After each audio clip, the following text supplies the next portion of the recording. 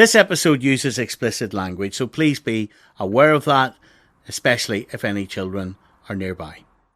Episode 4, being non-binary in the UK. Right, so, there's been... Hello, David. Hello, Stephen. How are you today? I'm very good today. Good. I never ask that, and you never ask how I am. Well, I'm enthused, as always, when I'm in here. So, there's been a lot of chat in this podcast about non-binary people. Yes? We're talking to Owen Hercombe today. Are we? Yes, Owen is a non-binary mayor in Wales. Ah! Owen has a lot to say, and they're going to have a chat with us about what it's like to be non-binary in the UK. Well, I'm looking forward to speaking to him.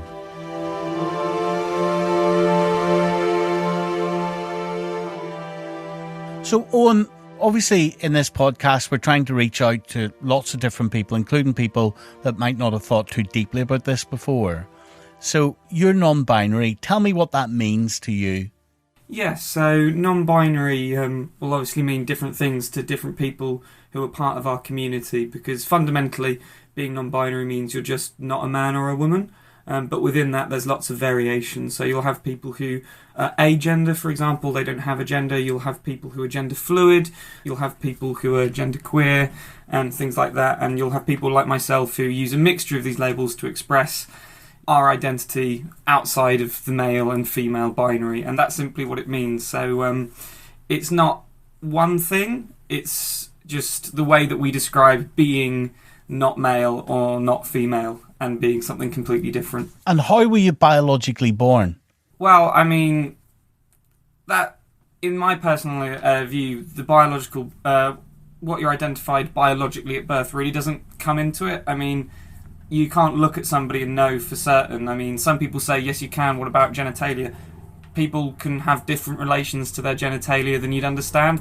Some women have penises, some men have vaginas, some non-binary people have penises, some non-binary people have vaginas, and people can change that if they feel they need to. But equally, the other thing that people say is, what about chromosomes? I don't know my own chromosomes.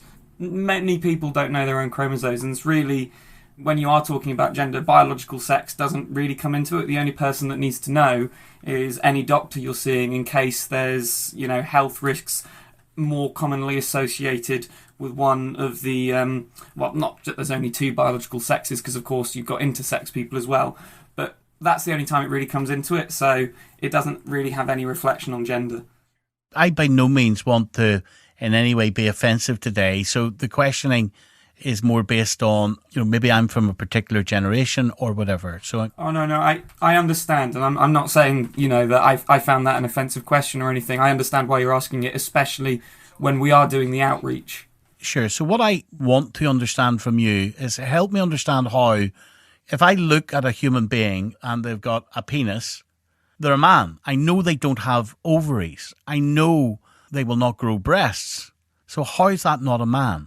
Well, it's not a man because that's not what being male means. I mean, there are lots of different ways of being lots of different things, and some men do have penises and some men don't, and it's not about that. I mean, to define gender as, do you have the capability of getting pregnant, or, as some people do you sit down or stand up to pee, is just ridiculous. It's so much more complicated than that. The way it works is how individuals relate to it, and I know that can be a concept that's hard for people who haven't ever questioned their gender to understand. People can often think, well, how can somebody relate to a gender that isn't what they were assigned at birth? And I can understand that. I don't know what it's like to be cisgender, just as a cisgender person doesn't know what it's like to be non-binary. And it's about having that conversation and that understanding that there are differences in the world, and you just have to respect that. And it's not hurting anyone to accept that some men don't have penises and there are also non-binary people. It causes no harm.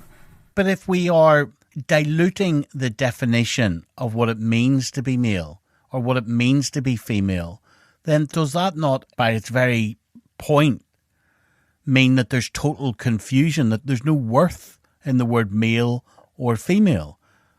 What is a male? If a male is not someone who has the genitalia and the physical characteristics of what society understands is male, then what is male anymore? Is it anything that somebody wants it to be? Well, I mean, Yeah, pretty much. It's how you feel inside, and it's how you express that to the world when you're ready to come out if you are a trans guy. And it's not diluting anything. It's simply meaning that you're just not the stereotypical. I mean, more and more people in today's day and age are coming out as trans and non-binary because we're getting the visibility and the confidence and the safeguarding measures to do so. But the vast majority of the population are still going to be, and always have been and always will be, cisgender. And it's not diluting anything to just accept that trans and non-binary people are a part of society and are the gender we tell you you are.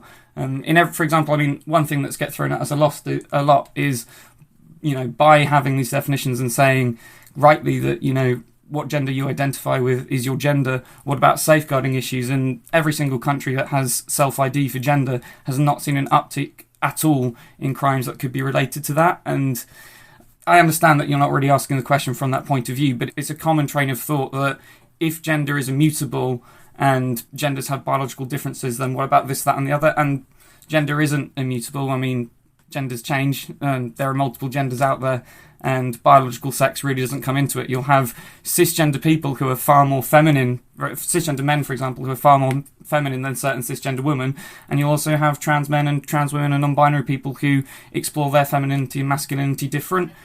I'm really interested if you're comfortable in talking about you, because you've got the lived experience, so you make it real. So at what age did you start? So you're definitely born into societal norms. You're born into a world where the societal norm is male and female. So at what age did you start challenging that in your own head? Well, I mean, when I started challenging it in my own head and when I started challenging it without realising it are quite different, and that's often the case. So, of course, young girls and young boys can present how they want, but I was messing around with gender expectations and gender dress-up from as young as 5 or 6, I remember, and as my parents have told me. But it wasn't until I was 12 that I started really questioning the fundamentals of my identity. And having not really heard about non-binary people at the time, and knowing I wasn't transgender in the sense of female to male or male to female, I was really just questioning my sexuality and squaring my more incongruence with gender moments to do with that. And then... Sorry, what's that mean? I don't know what those big words mean. Yeah, so I was sort of questioning whether the reason I traditionally did things that weren't associated with the gender I was assigned at birth was more to do with a sexuality thing rather than a gender thing, because I knew fundamentally I wasn't transgender, as in I wasn't born female and assigned female at birth and I'm actually a male, and I wasn't assigned male at birth and I'm actually a female. I knew I wasn't that sense of trans, but I still knew I was queer in some way, and I didn't really understand that as a gender thing. I thought of it as a sexuality thing. Well, was it not a sexuality thing? Yeah, so I was thinking that, if I'm doing these things that are so not in keeping with traditional gendered norms, maybe that's because I've got a queer sexuality, because I do. I'm attracted to people of all genders, and I just thought it was that. And then when I was 16, 17, talking and doing research and then about the wider trans community, and then I started hearing about non-binary people, I was like, I didn't know about this is kind of cool. Came to uni, was talking about my experiences, and people I know who are non-binary said, oh, maybe you should look into it more. And I was like, oh my word, this community pretty much explains the dysphoria I've been feeling about certain aspects of my physical characteristics and the way society has gendered me. But equally, it explains the euphoria I feel when I mess around with those gender stereotypes. And it made me realise that everything I'd been feeling from as long as I can remember, and even subconsciously doing, was related to the fact that I was born non-binary. It's just nobody realised, and I didn't realise until I was 18, 19. But why does that not mean that you are bisexual? Why is it not as simple as you're attracted to both sexes and you're bisexual? Why does it go beyond that? Well, because I'm attracted to all genders, because, as I said, you can't determine somebody's sex by looking at them. I don't see somebody who's attractive in a nightclub and go, oh, I wonder if they have XX or XY chromosomes, or maybe they're intersex. That might be... I don't think like that. I see somebody, and if they're pretty cool, I'll be like, oh, I have the potential to be attracted to this person, and that's regardless of their gender. And that includes males, females, and also non-binary people. Yes, but we are, the way the brain works, we are... A large part of us in terms of sexual attraction is by physical appearance. Not all of it, but a large part of it. So, very few of us are attracted to chromosomes, for goodness sake, right? We can agree on that. We don't see them. But we're attracted to the physicality of another human being. So why is it not as simple as you're sometimes attracted to, whatever characteristics a female has and whatever characteristics a male has? Why is it not that simple? Because when you have attraction, you're attracted to what you can see. I mean, I can't comment on how you form attraction, and it's not my place to do so. And there might be very well people that do form their attractions based on that, and I'm not going to take that away from people, and especially, with a rampant problem of bisexual erasure.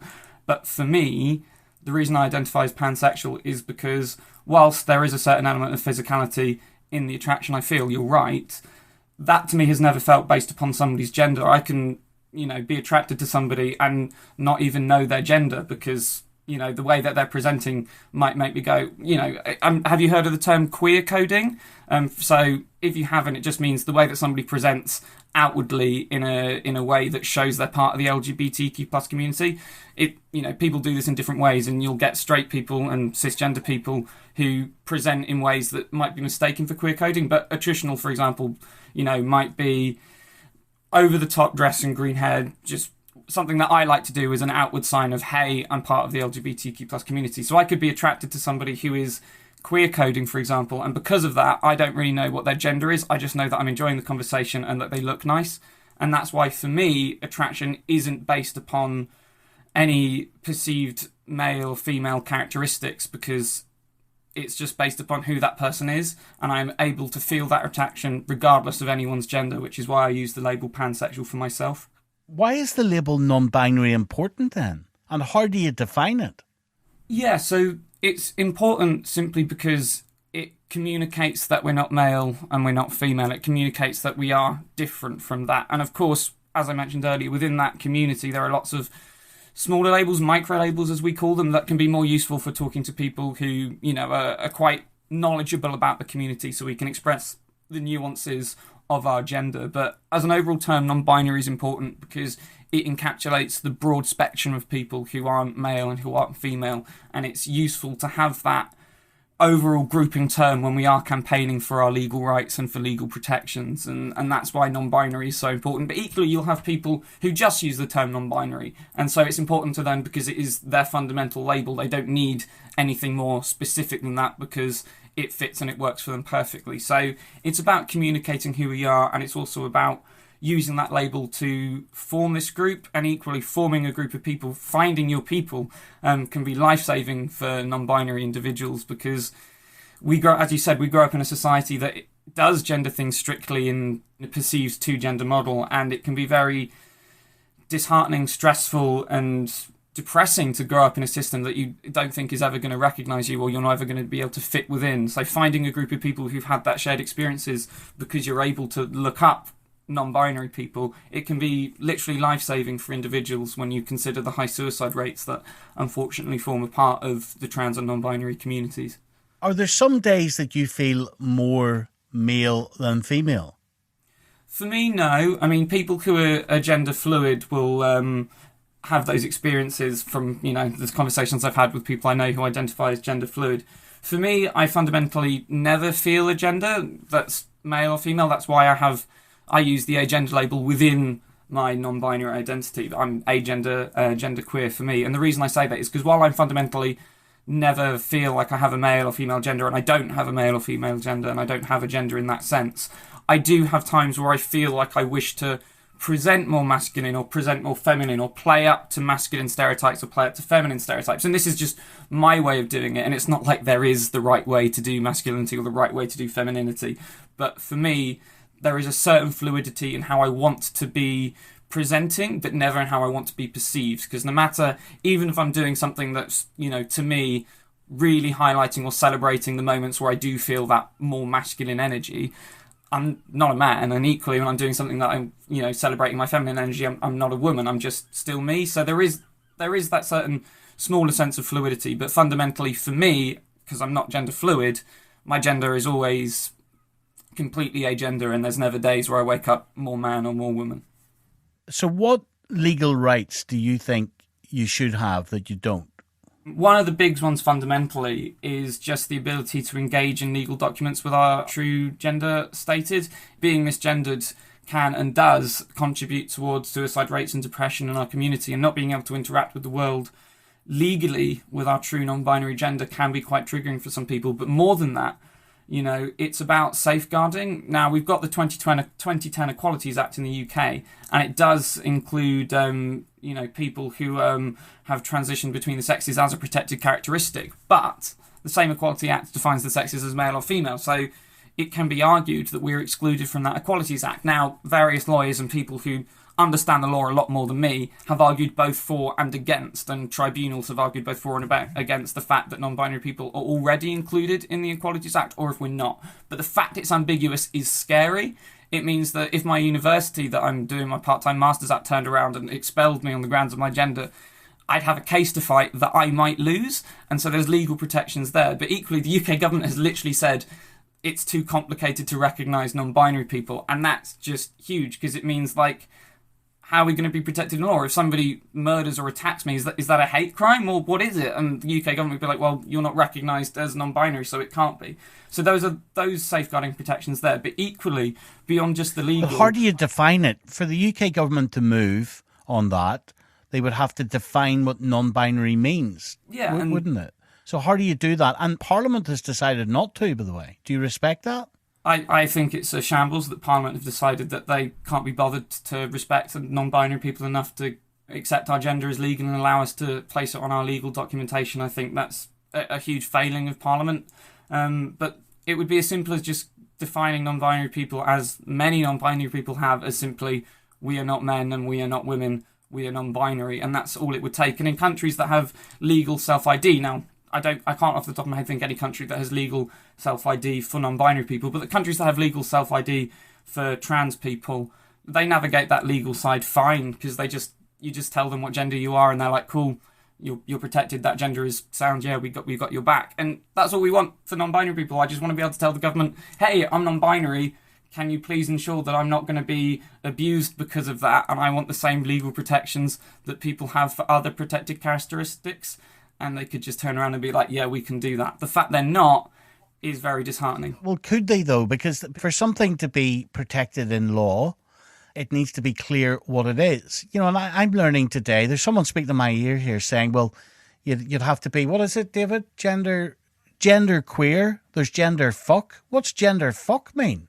Yeah, so some people will use that expression and it will mean different things to different people. My understanding of it, not as a label I use, and I actually haven't personally met somebody who identifies with gender fuck, but simply that it's just their way of expressing that part of their non-binary identity. I mean, again, as I said, I haven't met somebody who personally uses that, but to me, it's sort of... Yeah, but should they be protected? Well, yeah, they're all part of the non-binary community. I'm not asking the UK government to individually go down the list of how people identify, because there are people coming up with new micro-labels all the time, and that's good because it means we can express the nuances of our gender. But fundamentally, and... Yeah, but come on, Owen. So you sound like an intelligent person, so therefore that the vulnerability around that then is you could have a cohort of people who say, we're not non-binary, we don't identify with that, we're gender fucks. And then, so where does the UK government draw the line? Why should they support non-binary and not genderqueer, for example? Well, again, this is all about the language games that we play as a community to, express, the nuances of our gender. And look, is that a possibility? Yeah, maybe. But I think fundamentally, people who identify with the microlabels within the non-binary community, and I know some people who don't like the umbrella term non-binary, fundamentally, if the protection is written into law as we'll protect people who have gender identities outside of male and female, that covers all bases. It doesn't need to explicitly say the words non-binary in any legal documentation. It just needs to broadly cover the same definition, and that could be written into law, such as we protect people by law whose gender identity is not that of a man or a woman, and that achieves the same thing and would protect people who solely use, to use your example, the gender fuck label rather than non-binary, but it would also protect people who do use the non-binary label. And that's how it could be avoided. I don't think we're going to be in a situation where people are trying to get specific protection for individual microlabels when such a simple workaround by using a definition like that is a possibility. Owen, I've really enjoyed the conversation today, and you said that maybe there's a wider, longer discussion to have, and I'd be up for doing it if you are. So, look, I'll let you speak to David here behind the scenes, and thanks so much for spending the time with us that you have. Thank you very much indeed. That's right. Thank you. Thanks for having me on. It's been a pleasure to provide some information about our community. Coming up in the next episode, an insider from the Tavistock Clinic who says he was sidelined for his views. I think there's always a reason for it. I don't think there's any evidence that a child is born in the wrong body.